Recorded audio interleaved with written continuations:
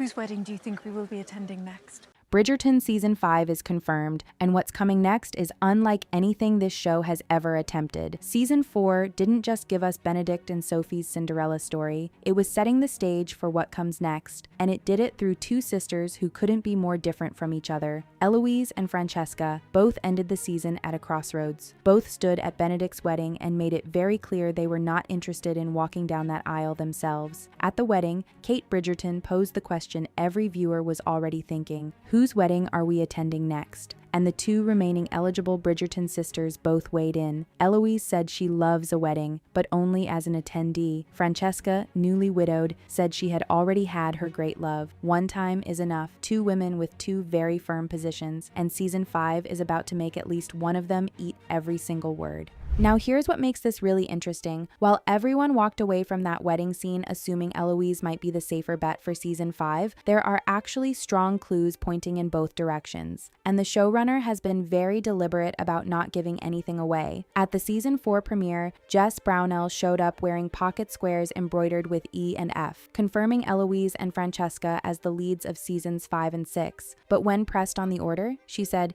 "In what order? I can't say." So the game is still very much on. The case for Eloise is genuinely compelling though, because something shifted in her during Season 4. After John's passing, Eloise found herself in a one-on-one conversation with Hyacinth, who had completely lost faith in love after watching Francesca's grief up close. And instead of doubling down on her usual anti-marriage stance, Eloise said something that stopped fans in their tracks. She said she could see that, on occasion, marriage might have its advantages: companionship, family, a prime seat at a soiree, and then added that if not for their mother and father's marriage, none of them would have each other, which she called a rather large reward. That is not the Eloise of past seasons. That is a woman whose walls are quietly coming down, and her love story in the books, an epistolary romance with Sir Philip Crane, played by Chris Fulton, who has already appeared briefly in the show, is one of the most beloved in the entire Julia Quinn series. The two spend roughly a year writing letters to each other before they ever meet in person. For someone like Eloise, who lives in her own head, that kind of slow burn build could be extraordinary on screen. But what's even more fascinating is how Francesca's pain might actually be the thing that unlocks Eloise. Watching her sister go through the loss of John, watching her fall apart, rebuild, and slowly open herself up again could be the very thing that teaches Eloise what love actually costs and why it might still be worth it. There is a version of Season 5 in which Eloise's journey into love is inseparable from what she witnessed Francesca endure,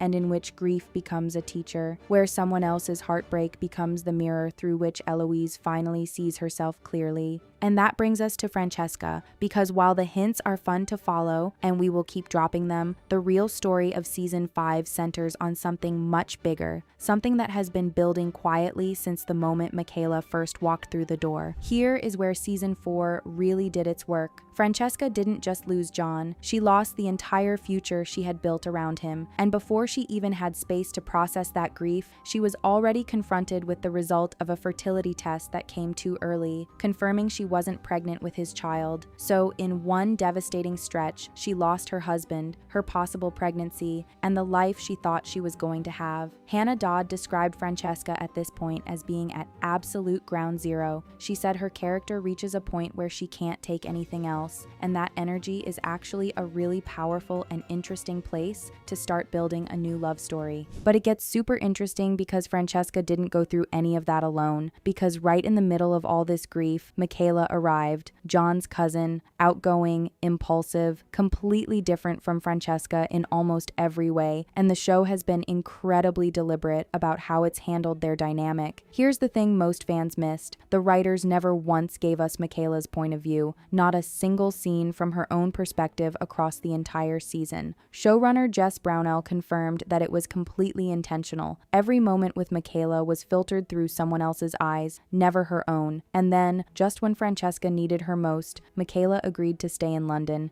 and then disappeared without saying goodbye. That exit was not random. It was planted as a deliberate mystery. Brownell has confirmed that a lot is going on with Michaela that viewers haven't discovered yet, and season 5 is where all of it begins to unravel. Because here is what all of this is really building toward, and this is genuinely a landmark moment for this show. Francesca and Michaela's love story will be the first fully central queer relationship in Bridgerton's history, a full 8-episode season built around a same-sex love story at the very center of the ton. Hannah Dodd spoke about this with so much excitement. She talked about how important it was to the writers that this story get the full season treatment, because queer love deserves exactly the same space and exploration as every other love story this show has told, a complete arc. And what makes it even more layered is the fact that Francesca is a widow who is completely convinced she will never love again. She has closed that door and locked it, and Michaela is about to blow it wide open, without either of them even seeing it coming.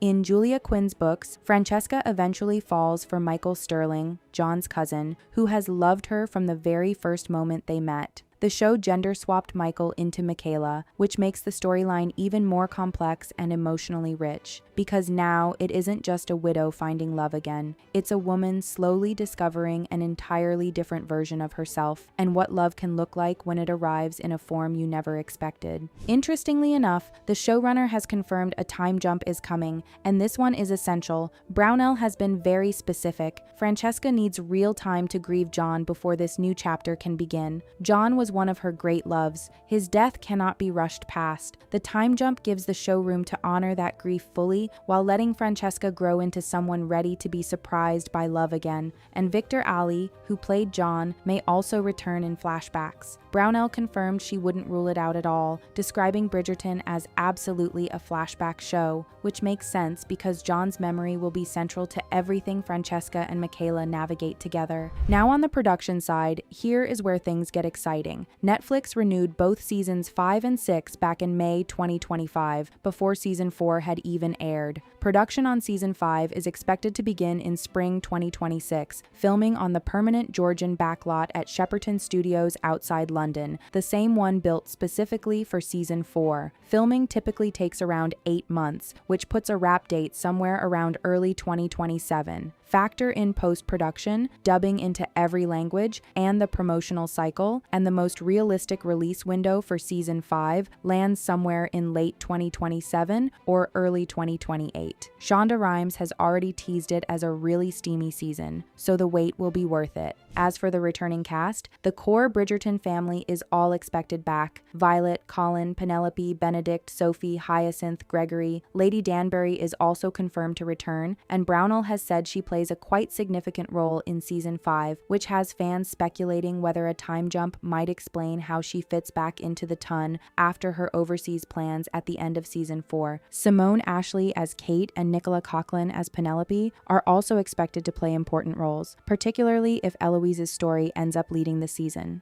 And Sophie, now officially Sophie Bridgerton, is set to finally get her full Cinderella arc, complete with the beautiful gowns the showrunner said she has been genuinely excited to put her in. However, there is one more mystery simmering underneath all of this, because in season 4, Penelope officially retired as Lady Whistledown, put down the pen for good. But by the end of the finale, a brand new Whistledown column had appeared, with different handwriting and a different voice. Julie Andrews' narration has already subtly shifted to reflect this. The producing director worked with Julie specifically to find a slightly different inflection for this new version of Whistledown. Most viewers didn't even catch it, and here's what makes this genuinely wild. This mystery doesn't exist in the source material at all. Book readers have no advantage. Everyone is starting from zero. Brownell called it a genuine mystery that the show gets to play with for the very first time, a brand new Whistledown, a brand new secret, and absolutely no one knows where it leads. Season 5 of Bridgerton is shaping up to be something this show has never quite been before, a love story that breaks new ground entirely,